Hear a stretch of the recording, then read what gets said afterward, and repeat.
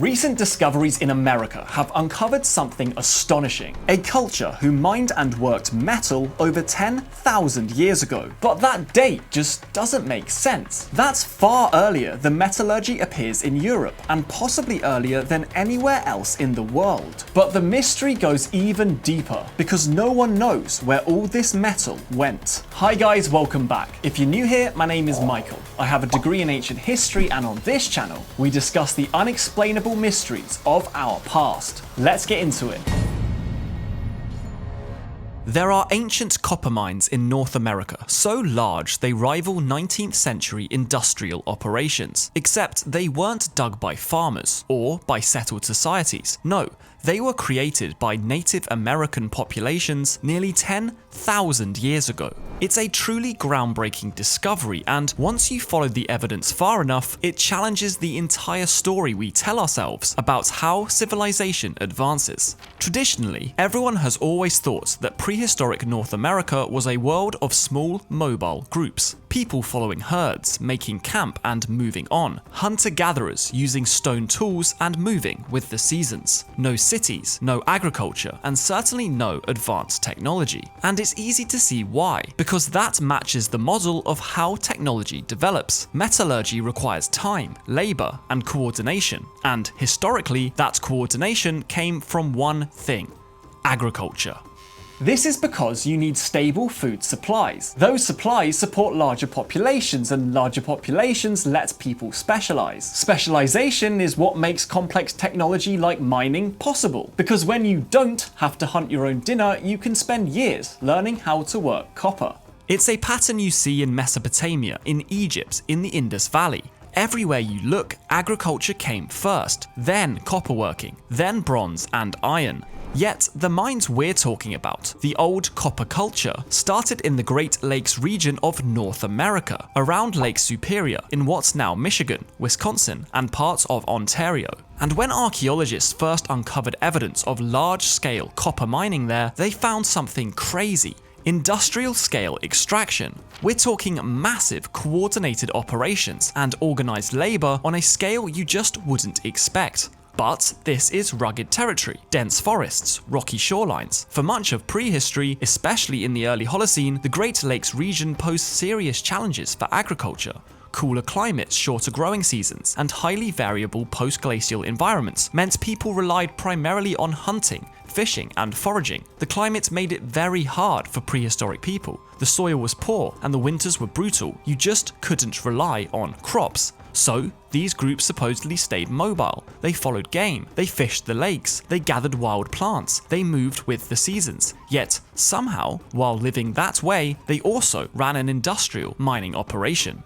Everything we know about what societies could achieve simply doesn't fit with this revelation. So it was already a really interesting discovery. But radiocarbon dating blew everything apart in a much, much bigger way. For decades, archaeologists believed the old copper culture began around 4000 BC. That dating placed it roughly contemporary with the early copper working in the Middle East. It was already a pretty mind-blowing discovery. But then, a geoscientist named David Pompiani changed the approach entirely. Instead of relying on charcoal, David's team focused on two things. First, organic material embedded directly inside copper artifacts, like wood shafts still attached to projectile points, or plant fibers wrapped around tools. These materials were sealed at the moment the tool was made, so their radiocarbon dates are reliable. And they also looked at environmental geochemistry. When ancient peoples heated copper to make it workable, they released lead and titanium into the air. Those metals settled into nearby lakes, and by extracting sediment cores and measuring metal concentrations, the team could detect mining activity, even when no artifacts survived.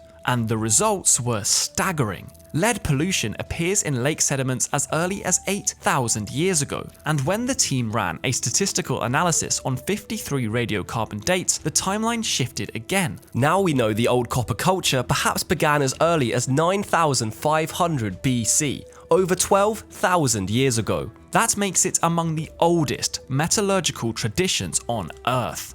Now, this date makes it roughly contemporary with the earliest copper working in Anatolia, and yet it continued for thousands of years. It's truly remarkable. So, how much copper are we actually talking about? On Isle Royale alone, there are between 1,000 and 2,000 prehistoric mining pits. Some are just a few meters across, small operations relatively speaking, but others are massive. We're talking 20 feet deep, sometimes 60 feet. Some even had drainage systems or boulder supports holding up the walls. Thousands of stone hammers have been recovered from these sites. Some weigh less than a pound, but others weigh over 60 pounds. So you get heavy hammers to fracture the bedrock around copper veins, medium hammers to scale away debris, and lighter hammers to finish and clean the copper. The most frequently cited estimate puts total copper extraction at 1.5 billion pounds.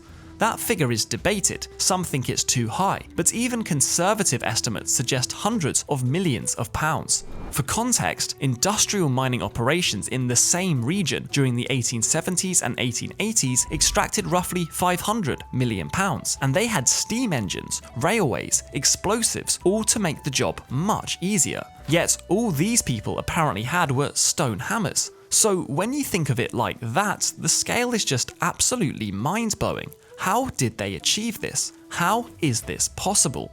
But there's another, even more pressing problem. If we're talking about hundreds of millions of pounds of copper, possibly billions, then there's an obvious question. Where is it? If you extracted that much copper, even over thousands of years, you'd expect to find it. Museums should be overflowing with artifacts. Archaeological sites should be thick with copper tools. But they're not. The Milwaukee Public Museum holds the largest collection of old copper artifacts in the world, over 1,500 pieces. Tools, weapons, ornaments, ceremonial items. Some of these tools are beautifully made, others just look purely functional. Across all the institutions, we've documented maybe 20,000 copper objects. They turn up in burial mounds in old village sites, along ancient trade routes. Some are complete while others are just fragments. But 20,000 objects is everything we found across the entire eastern half of North America. Yet if 1.5 billion pounds were extracted, and we've only recovered 20,000 artifacts, then the average object would need to weigh 75,000 pounds for the math to work out. That's obviously impossible. Most copper tools weigh only a few hundred grams, maybe a kilogram at most. So even if we're wildly conservative and say only 500 million pounds were extracted, then the numbers still don't work, which means we should be finding a lot more copper than we actually are. And it's not like the artifacts stayed local. Copper tools and ornaments appear right across the eastern half of North America, the upper Mississippi Valley, the Ohio River Valley, as far as the Atlantic coast. These people were trading copper hundreds of kilometers away from the mines. So copper was moving, and it was valued. It was being worked and distributed across an enormous geographical area. But the scale of extraction doesn't match what survives. Not even close. So where did it all go? It's worth pointing out that the 1.5 billion pound figure comes from early 20th century mining engineers who estimated pit volumes and extrapolated from there. No comprehensive survey of all the pits has ever been completed, so the real number could possibly be lower. And there are some other explanations. For example, not all extracted copper became tools. Native copper was valuable in itself. People collected nuggets. They stored raw copper as wealth. Archaeological sites contain unworked copper alongside finished tools, so quite a lot may have remained as hoarded material, never transformed into artifacts, and quite a lot could have disappeared during European colonization, when settlers melted down artifacts for their own use. Between the 1700s and the early 1900s, a huge amount of objects were destroyed before professional archaeology even existed. The Milwaukee Public Museum explicitly states that the total number of artifacts would have been far greater if early pioneers hadn't melted down the copper. But even accounting for all of that, the gap is still absolutely massive. So where on earth did all of this lost copper go? Well, there is one other theory, one that's been circulating for quite a while now. It's pretty controversial, but still worth covering. What if the copper didn't stay in North America at all? We know the scale of mining was massive, that the copper had exceptional purity, and that most of it is missing. So some suggest that perhaps it was shipped across the Atlantic to fuel the Bronze Age in the Mediterranean. This is by no means verified, of course, and it would completely rewrite history. Remember, the first widely accepted evidence of contact between the Old World and the New World is the Norse Viking settlement in Newfoundland, Canada, dating to approximately 1000 AD, predating Christopher Columbus by roughly 500 years. But some researchers have suggested a much earlier transatlantic contact could be a legitimate answer to the missing copper problem. They argue the copper was extracted by Minoans, by Phoenicians, maybe even by the Vikings, depending on who you ask. Now, it's a tempting idea, and the timeline almost works. Old copper mining peaks around 7 to 5,000 years ago, and the Minoan civilization flourished just after this. But unfortunately, there's no evidence.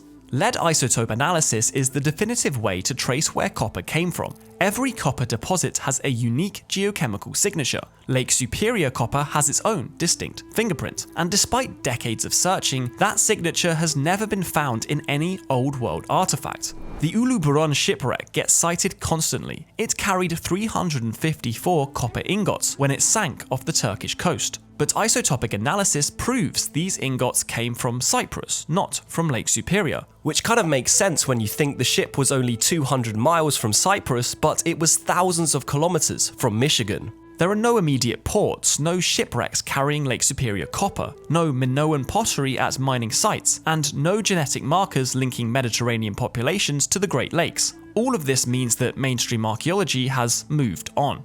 But in 2023, something changed. New evidence came to light that has blown this question wide open again. Otzi is a 5,300-year-old mummy found frozen in the Alps. His axe has been studied for decades, and it's got a purity rating of over 99.3%. For years, archaeologists had confidently traced Otzi's axe to a specific source. Lead isotope analysis in 2017 pointed to southern Tuscany. The copper matched ores from central Italy. It seemed definitive. Case closed. Except it wasn't. Rick Osman and a team at Heartland Research decided to look again, but this time they went deeper. They analysed 70 different trace elements using advanced mass spectroscopy with the kind of precision that wasn't available even a decade ago. And when they compared those trace element profiles to Michigan copper, something extraordinary appeared. The chemical signatures lined up. Mercury levels, trace element ratios, patterns you wouldn't expect from Tuscan ore. An AI statistical comparison even concluded that there was a high likelihood the copper could have come from Michigan.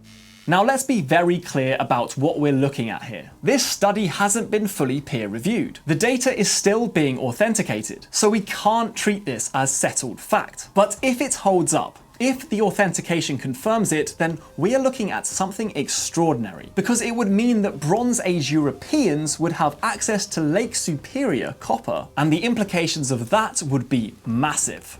It would mean transatlantic contact happened thousands of years before the Vikings, long before Columbus, and it probably wouldn't be a one-off accident. If Bronze Age sailors somehow reached Michigan once, they could have returned. That would explain the missing copper. It could have gone to Europe to make tools and weapons and ornaments that have since been recycled or lost. It would also mean the old copper culture wasn't isolated. Instead, they would have been part of a transatlantic trade network, one that connected the Great Lakes to the Mediterranean. Now, we already know that ancient maritime cultures were capable of long-distance voyages. The Minoans, the Phoenicians, the Greeks, they navigated by stars and understood currents and seasonal winds. Plutarch describes voyages northwest past the Pillars of Hercules. That's the Strait of Gibraltar today. The route he mentions aligns with the North Atlantic. Some researchers think it could reference Iceland, Greenland, or even North America. Plato's account of Atlantis describes a copper-rich civilization beyond the Pillars of Hercules.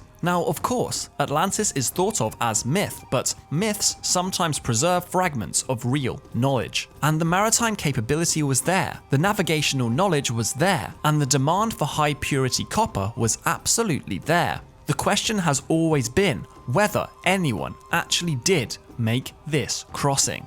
Of course, one axe isn't proof of a sustained trade network. Most archaeologists will rightly remain skeptical until more evidence emerges. And this is correct. Extraordinary claims require extraordinary evidence. The Atlantic is enormous. Shipwrecks degrade. Most ancient voyages left no trace. Even Viking settlements in North America were only confirmed in the 1960s. So if Bronze Age contact happened sporadically, or through intermediaries, it would be really hard for us to know about it. Now, it truly would be an extraordinary discovery that would turn our understanding of history on its head. So it's important to remain skeptical. But even so, the fact remains. Before, the European theory had no physical evidence. Now it at least has one data point. And if there's one, there could be more. Either way, the mystery of the old copper culture in North America is staggering, and it keeps on getting older. Who knows what we're going to discover next? Thanks so much for watching. If you enjoyed this video, please consider leaving a like, a comment, or subscribing to my channel down below. I'll see you next time.